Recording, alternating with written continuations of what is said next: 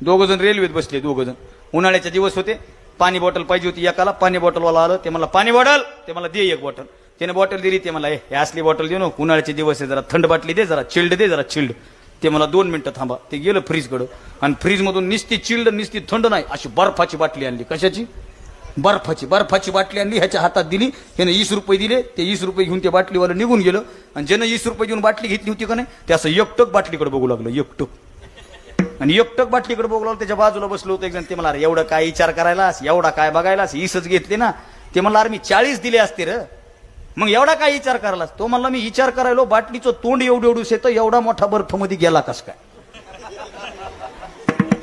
विचार, एवढा मोठा बर्फ एवढूशा तोंडातून मध्ये गेला कस काय? त्याच्या बाजूचा म्हणला, नालाय का, काही विचार करत जाणो, काही बोलत जाणो, जरा कॉमन सेन्स वापरत जा. काय काही बोलायचं म्हणला. नाही रे, मला प्रश्न पडलाय म्हणला. अरे त्याच्यासाठी अक्कल लागते, मला विचार करावं लागतंय. सांग बरं म्हणला, तू कस काय गेली? येड्या म्हणला, त्याच्या मशनी असतात, आधी बर्फ टाकते तर मग बुज बसविते.